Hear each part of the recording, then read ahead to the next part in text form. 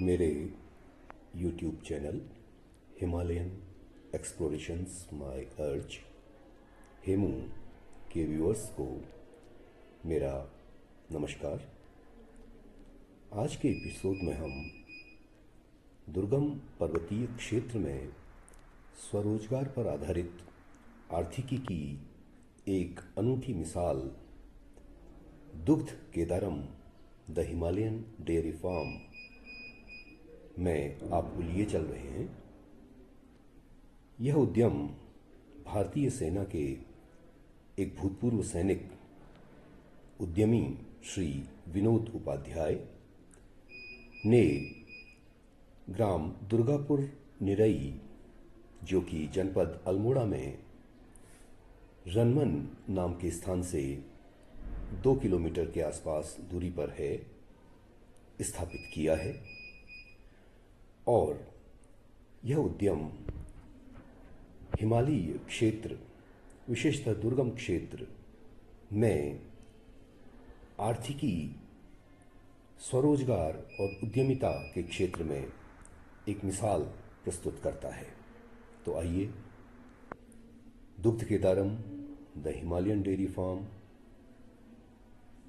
के उद्यमी स्थापक श्री विनोद उपाध्याय के उद्यम की कहानी सुनते हैं उन्हीं की जुबानी। धन्यवाद। इसमें लीसे के हम प्रोडक्ट बनाते हैं। वार्निश हो गया, विरोजा हो गया, टार्पिन ऑयल हो गया। तो जो हमारी पाइन से जो प्रोडक्ट निकलता है लीसा, उससे हम लोग यहाँ पर ये कुछ काम यहाँ पर इसका लीसे का भी करते हैं। इसके ठीक अपोजिट में हमारा ये दुग्ध केदारम, जो कि अभी तीसरा वर्ष पूरा होने वाला है, आने वाले 20 तारीख को। आप सबका आना भी हमारे लिए जो है धन्यवाद उपाध्याय जी। जी, तो ये 20 को हमारा इसमें शुरू किए हुए 3 वर्ष पूरे हो रहे हैं जी। और 3 वर्ष में परमात्मा की कृपा से बहुत सुंदर हमारा काम चला, लोगों तक हम पहुंचे। बधाइयाँ आपको, 3 वर्ष पूर्ण होने को रहे हैं। तो ये है, और ये गणानाथ का जो मार्ग है, यहाँ से आगे गणानाथ है लगभग 5-6 किलोमीटर में। अच्छा, और यही मार्ग है ना जी, यही मार्ग जो है गणानाथ को जाता है। तो ये जहाँ से आप मेन कौसानी रोड से अंदर लिंक में आते हैं, हाँ, उस रोड को ही गणानाथ मोटर मार्ग, गणनाथ मार्ग। और उसके आसपास 2-3 गांव हैं। ये इस साइड में बजेल हो गया, उधर पुल के पास पाया हो गया, हाँ। और ये निरई, सिंखोला, सुपाकोट, इस तरह से। और इस तरफ गैप में गणानाथ के ठीक जड़ में बोलिया गाँव। तो ये लोकेशन थोड़ा सा इस तरीके से।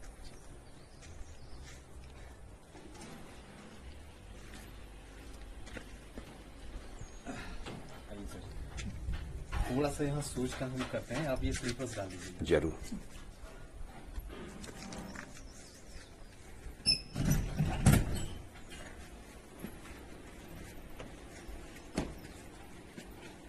थोड़ा सा हम लोग ये हाइजीन मेंटेन करते हैं यहाँ पे, क्योंकि प्रोडक्ट पैकिंग होता है यहाँ पे।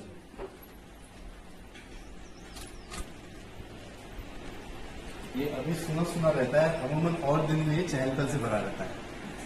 हुआ कहते हैं, हमने 2-3 दिन से एक बड़ी मशीन शुरू की है जो मिल्क की थी। ये हमारी 100 लीटर कैपेसिटी की मिल्क को बॉईल करने के लिए थी। अब ये छोटा हो गया, तो अभी बड़ा सा 250 लीटर का हमने नीचे दिखाऊंगा आपको, वहाँ शुरू किया है। वो सारा कार्यक्रम नीचे शिफ्ट हो गया है।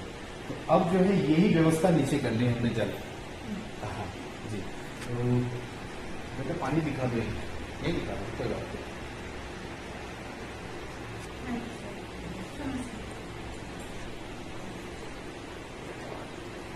और ये सारा जो है मैनुअल सेटअप है। ये कहने का मतलब ऑटो पर अभी हम नहीं गए हैं, क्योंकि जैसे जैसे विस्तार होता जाएगा तो सारा ऑटोमेटिकली होता जाएगा। अभी हम लोग मैनुअल पर ही है सारा। पनीर कटिंग भी मैनुअल होता है, पैकिंग भी मैनुअल होता है, और जो बाकी बॉइलिंग का भी सारा सिस्टम मैनुअल है अभी। तो ये दूध बॉयल होने की जगह है, और ये जो टेबल है हमारा कटिंग और पैकिंग के लिए। एक बड़ा टैंक दिखता है, ये सरप्लस मिल्क के लिए। हमारा दूध जो बच जाता है इसके अंदर हम डालते हैं, वो 2-3 दिन तक वो खराब नहीं होता, कच्चा है। और बाकी ये कर्ड मेकिंग है, इसको इंक्यूबेटर कहते हैं। इसके अंदर दही बनाई जाती है, और ये 3 घंटे में 100 किलो दही तैयार करता है।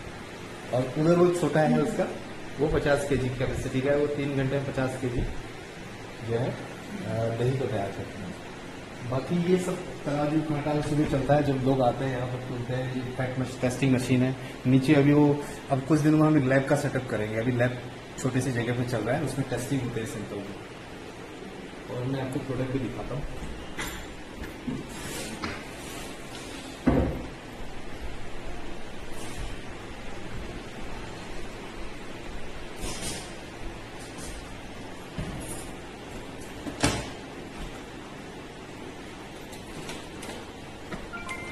ये हमारा पनीर है और ये दही है। ये 200 ग्राम की पैकिंग है और 15 दिन एक्सपायरी के साथ है। और ये भी 200 ग्राम का दही का कप है, 15 दिन एक्सपायरी के साथ। और कोई प्रिजर्वेटिव इसमें हम यूज़ नहीं करते हैं, हम लिखते हैं पैकेट में। रिपेवर ऑर्गेनिक पहाड़ का जो दूध आता है, जैसा आता है वैसा ही हम इसको प्रोसेस करके हाइजीन तरीके से हम इनको लोगों तक पहुंचाते हैं। तो पनीर दही और एक होता है घी, जो कि 6 मंथ से हमने ट्रायल पर शुरू किया और अब जो है ये बहुत ज़्यादा लोगों की डिमांड में आ गया है। उसको धीरे से हम कुछ समय के बाद इसको ब्रांड कर रहे हैं। ब्रांड करने के बाद इजीली हर जगह अवेलेबल होगा। अभी लोग यहाँ से ले जाते हैं, उनको हम दे देते हैं। ये कल का ही तैयार है। ये शुद्ध काऊ का A to घी जिसको कह सकते हैं। अब मैम आप देखिए, इसका स्मेल लीजिए, आपको अंदाजा आएगा इसकी शुद्धता का। तो ये बिल्कुल बिलौना मेथड से बना हुआ घी है।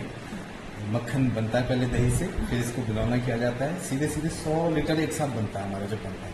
ये कल बना था हमारा, ये पैकिंग करके अभी कुछ तो चला गया बाजार जी। तो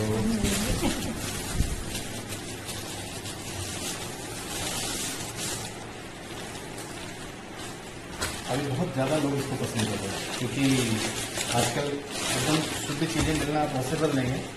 और हम थोड़ा भावनात्मक जुड़े हैं इन चीज़ों से, तो हम कर पा रहे हैं। परमात्मा हमें लंबा समय दे चीज़ों को और कंटिन्यू करने का।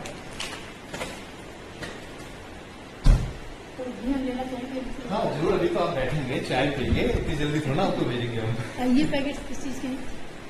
ये किसी का ऑर्डर है, किसी का 30 किलो का ऑर्डर है हमारे पास। तो ज्यादा क्वांटिटी का जो ऑर्डर है ना, शादी ब्याह, 200 ग्राम में शादी ब्याह। एग्जैक्टली, मैं समझ गया। अनाम आश्रम है कौसानी, कौसानी नाम है, यस जी, जहाँ पर एक वो जर्मनी के सन्यासी, हाँ हाँ हाँ, उनके पास कल 15 किलो पनीर का ऑर्डर है, ठीक है। घी का ऑर्डर है।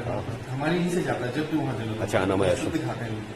तो एक शादी में जुगल चौरा में उनका भी ऑर्डर है, बढ़िया। तो ये उनके लिए तैयार किया गया है। जो सुबह की शिफ्ट एक बन चुकी है, उसकी तैयारी है। क्योंकि वो 200 ग्राम के पैकेट उनके लिए थोड़ा सा खर्चीले हो जाएंगे, तो बल्क में जब चाहिए तो मैं ऐसे निकाल।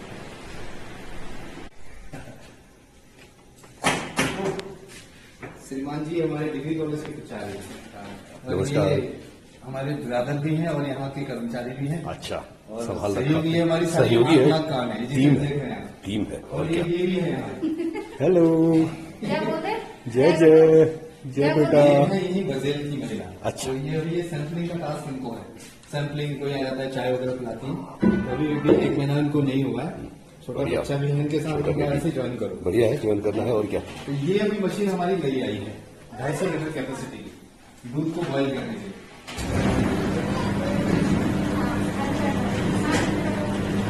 तो ये क्या होता है, नीचे इसमें गैस चल रहा होता है और ये जो सिस्टम लगा है ना, इसमें दीवार पर भी एक पड़िया लगी हुई है, एक नीचे पड़िया लगी हुई है, तो जिससे कि जलता नहीं है। जब घूमता है ना तो जलता नहीं जले है। नहीं ये मशीन अब दूध ज्यादा हो गया तो वो कम पड़ जाता है, 4-5 बार उबालना पड़ता था उसमें। तो ये पूरी भीड़ भाड़ पहले ऊपर थी। अब ये पूरा, ये एक्चुअली गौशाला थी हमारी पहले। अब मतलब गौशाला हमने डिजाइन किया था। हमने हालांकि गाय कभी नहीं लाया इसमें जी। अच्छा, ये आप देखो खुरली बनी हुई है सारी, हाँ, किनारे। और ये सब बने हुए।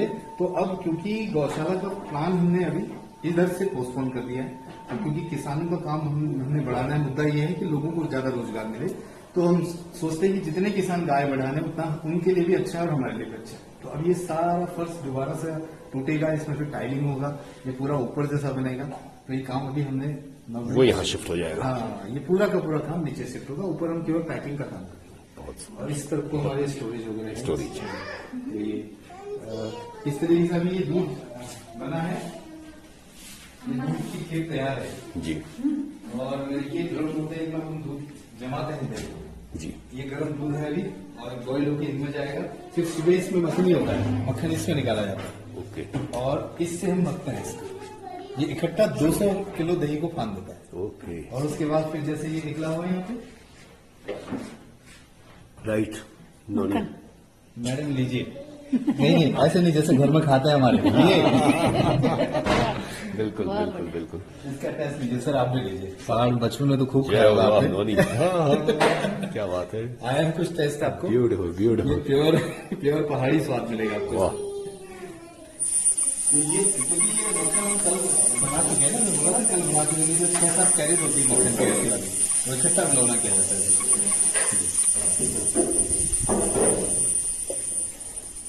ये सब आस पड़ोस की हैं सारी महिलाएं हमारी, और सब संगी साथी हमारे। बेटा ये हैं डिग्री कॉलेज के प्रिंसिपल साहब, ठीक है। आज आप हमारे पास आए, देखो ये तुम लोगों के काम की बदौलत यहाँ पहुंचे। बहुत अच्छा काम कर रहे हैं आप लोग बहुत बढ़िया सर के निर्देशन में बहुत बढ़िया काम कर रहे हैं भाई ये हमारा पानी बॉईल करने का सिस्टम है। इसको हम लोग क्या करते हैं, एक साथ पानी डालते हैं इसमें, इधर से डलेगा ठंडा पानी, इधर से गर्म निकालेंगे, ताकि ये मेंटेन भी रहे। मेंटेन भी रहे और ऐसे करते हैं, ये जंगल के बीच में हम लोग लकड़ी अवेलेबल हो जाती है, बहुत सुंदर इस सर तरीके से बहुत ये बढ़िया, बहुत अच्छा। तो सारे नेचुरल चीजों का हमने साफ किया है। बहुत सुंदर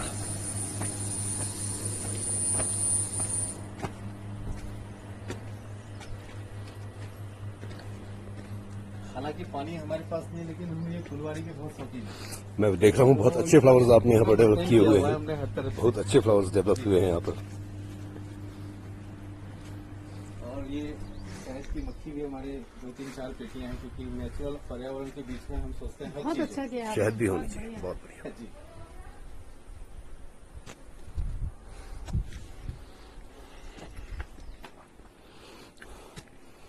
बहुत अच्छा लगा उपाध्याय जी पूरी यूनिट जो है आपने दिखाई बहुत बढ़िया ब्यूटीफुल बोलते हैं, एक बार इसकी आपको मैं पीछे साइड में सोमेश्वर का व्यू दिखाता हूँ। अच्छा थोड़ा थोड़ा आपका लोकेशन दिखता होगा शायद यहाँ से। यहाँ से हाँ जी, देखते हैं आइए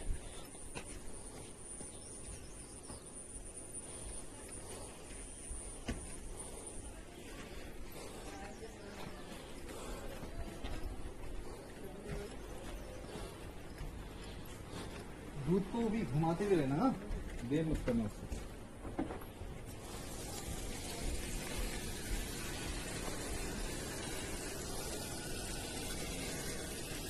अब ये पूरा इधर से थोड़ा स्पेस, सुंदर वो वाला जो पार्ट है ना, वो हम्म उस गैप में साइड कॉलेज रह गया है।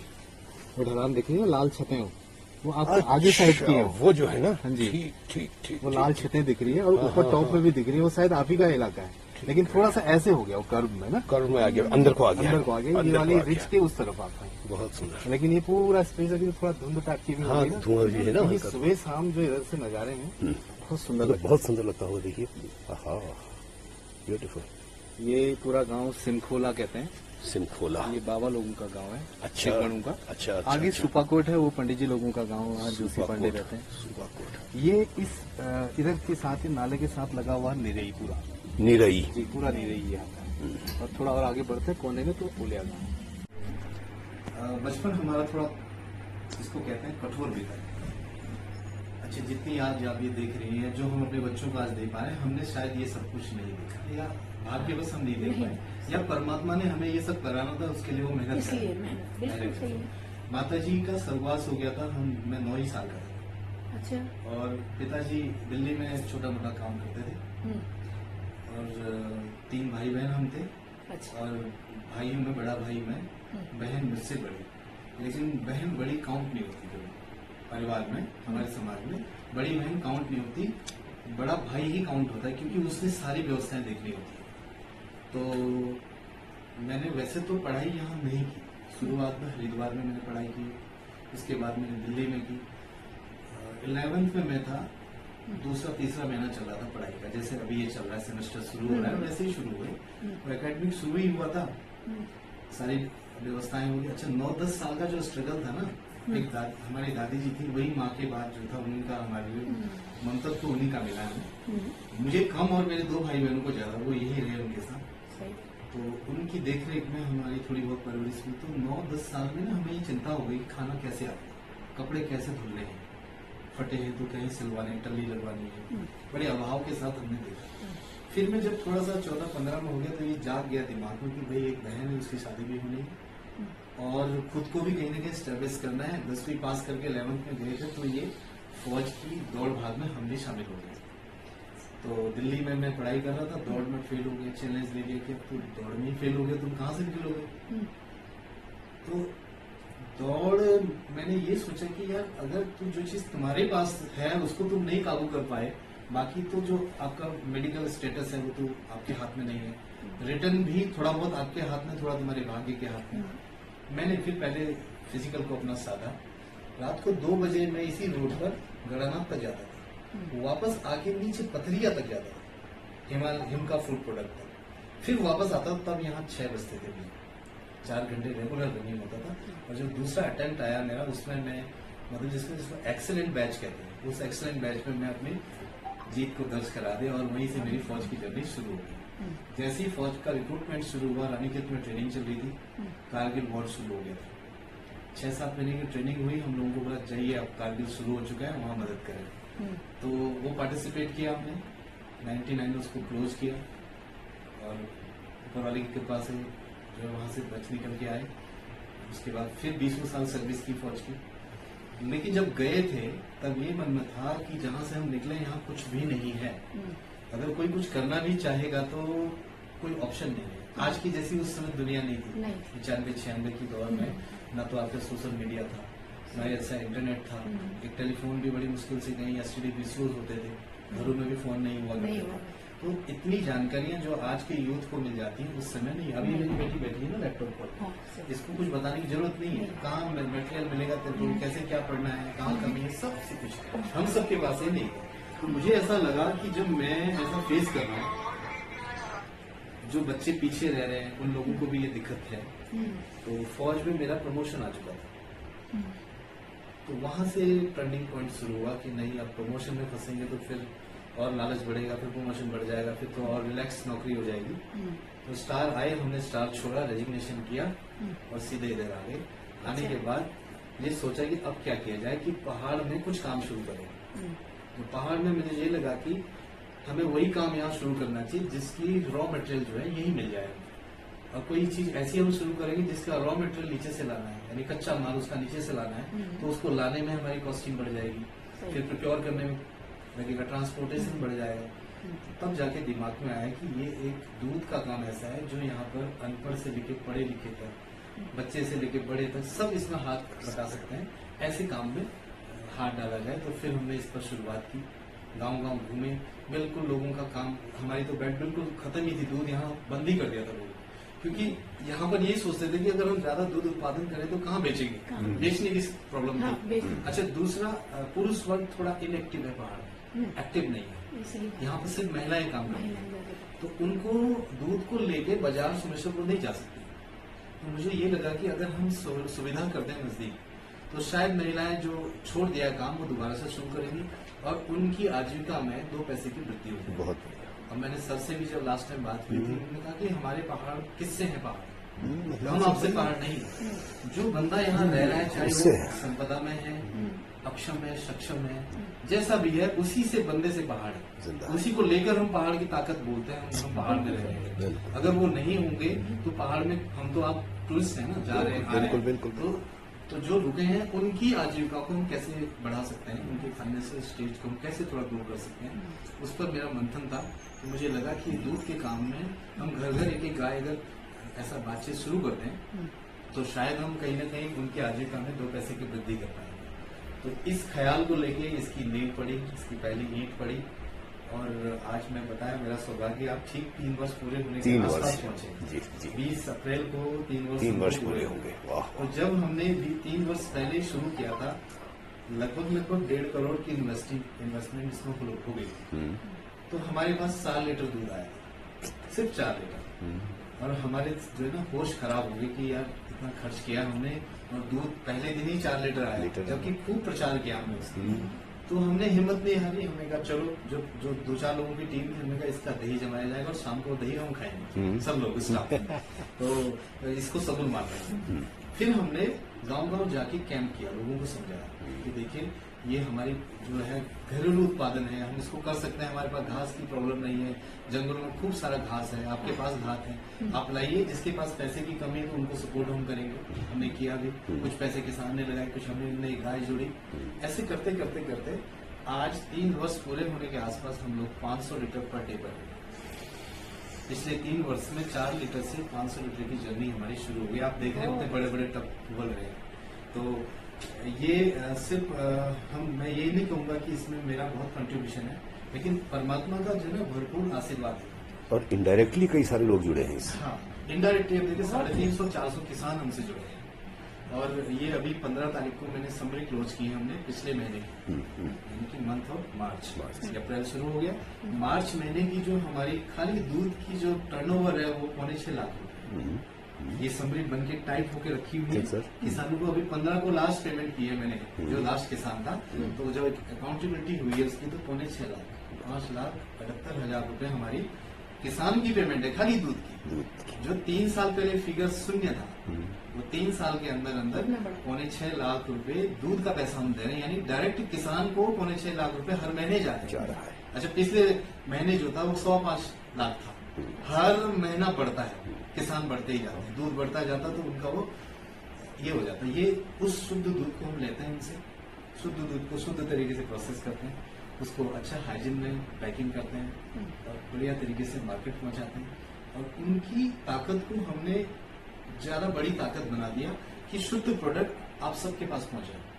आज शुद्ध प्रोडक्ट नहीं मिल पाते हैं बाजार में, लेकिन वो शुद्ध था और उसमें क्वालिटी थी, तो आज सम्मान से लोग दुग्ध केदारम के प्रोडक्ट को ले चाहते हैं। और उससे 2 पैसे आते हैं तो वही पैसे तो किसान तक जा रहे हैं। वही जा रहा है। वही तो जा रहा है। वो 300-350 किसानों का परिवार है।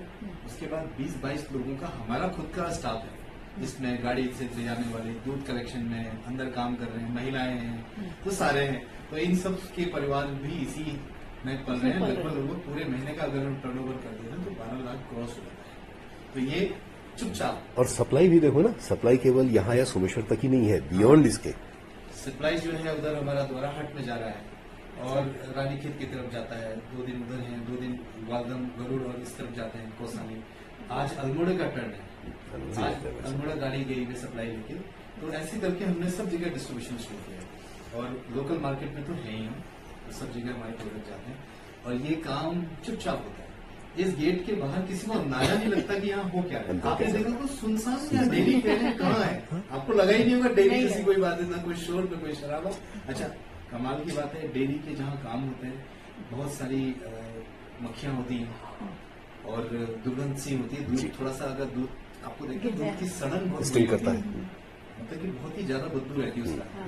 लेकिन हमने हाइजीन इस तरह से मेंटेन किया हुआ है, जो इसका हमारा ड्रेनेज जाता है ना, हमने लगभग 300 मीटर नीचे तक पानी पहुंचाया। वहां जाके चैम्बर बनाए हैं, जमीन ऑब्जर्व करती है उसको, पानी धीरे धीरे पीती है और वो सारा जो मक्खन का जो पार्टिकल खुद चला जाता है, जो बदबू बनाता है, वो जमीन में ऑब्जर्व हो जाता है और वो एक तरीके से वो प्रोडक्ट नेचर को भी फायदा देता है। और पानी बाद में साफ सुथरा पानी निकल के नदी में मिल जाता है।